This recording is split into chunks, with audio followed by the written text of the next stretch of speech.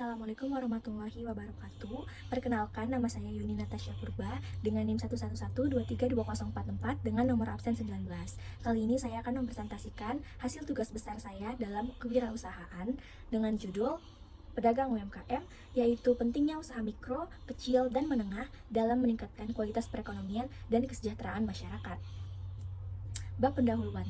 Latar belakang sendiri yaitu UMKM merupakan sektor yang mendominasi perekonomian Indonesia, berkontribusi kurang lebih 61% terhadap PDB dan menyerap 97% tenaga kerja yang ada di Indonesia. Pentingnya UMKM dalam mengurangi kemiskinan dan menciptakan lapangan kerja. Alasan saya memilih topik ini yaitu menyoroti peran strategis UMKM sendiri dalam pembangunan ekonomi dan kesejahteraan masyarakat, terutama masyarakat sekitarnya.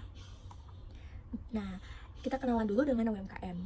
UMKM sendiri apa sih? UMKM yaitu jenis usaha produktif yang dimiliki oleh individu ataupun badan usaha yang memenuhi kriteria tertentu. Beberapa tipe usaha UMKM, yang pertama ada usaha mikro, yang kedua ada usaha kecil, dan usaha menengah. Nah, jumlah pelaku UMKM di Indonesia mencapai 66 juta unit di Indonesia. Selanjutnya, peran UMKM dalam perekonomian di Indonesia. Pertama, berkontribusi terhadap PDB. UMKM telah menyumbang lebih dari 60% terhadap produk domestik bruto atau PDB di Indonesia. Yang kedua, penyerapan tenaga kerja. Sekitar 97% dari total tenaga kerja Indonesia bekerja di sektor UMKM. Sektornya beragam, meliputi sektor perdagangan, jasa, manufaktur, pertanian, dan lainnya. Selanjutnya, UMKM dan kesejahteraan masyarakat. Peningkatan pendapatan. UMKM memberikan peluang pendapatan bagi banyak orang, terutama di daerah-daerah perdesaan. Yang kedua, mengurangi kemiskinan. Membuka lapangan pekerjaan baru yang mendukung pengurangan tingkat kemiskinan. Yang ketiga, pengembangan potensi lokal, yaitu menggali potensi lokal dan sumber daya alam untuk menciptakan produk bernilai tinggi. Yang keempat, tantangan yang dihadapi oleh UMKM apa aja? Yang pertama, akses ke pembiayaan. Banyak UMKM yang kesulitan mendapatkan pembiayaan dari bank maupun lembaga keuangan pemerintah. Yang kedua, keterbatasan sumber daya alam.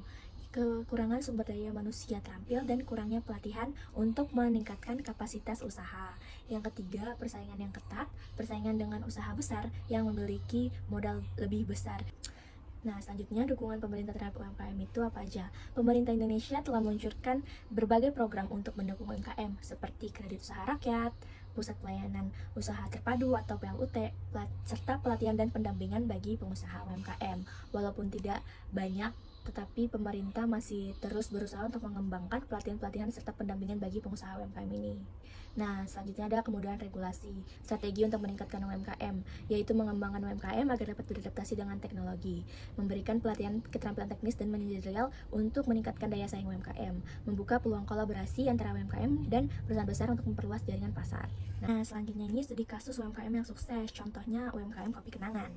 Nah, keberhasilan Kopi Kenangan ini menjadikan UMKM Kopi Kenangan menjadi perusahaan unicorn seperti sekarang ini, yaitu ada dari keberhasilan inovasi produk. Produk mereka itu, mereka terus berinovasi kreatif, mengkreativitas produk mereka menjadi yang unik, beda dari yang lain, sehingga mereka ini bisa memancarkan produk mereka dan bersaing dengan pasar. Yang kedua, strategi pemasaran digital. Mereka menyebarluaskan produk mereka dari sosial media seperti Instagram, TikTok, maupun sosial media lainnya. Nah, ekspansi mereka ini pun sangat pesat dari terkenalnya produk mereka. Nah, sehingga Kopi Kenangan ini berekspansi secara pesat hingga ke 4 negara lainnya selain di Indonesia. Nah, faktor kunci suksesnya ini yaitu adanya pemanfaatan teknologi digital seperti e-commerce maupun sosial media. Nah, fokus mereka pada kualitas produk dan pelayanan pelanggan. Pengelolaan sumber daya yang efektif dan inovatif dalam pemasaran. Mereka melakukan pelatihan ke barista-barista mereka untuk meningkatkan segi pelayanan dan pemasaran mereka.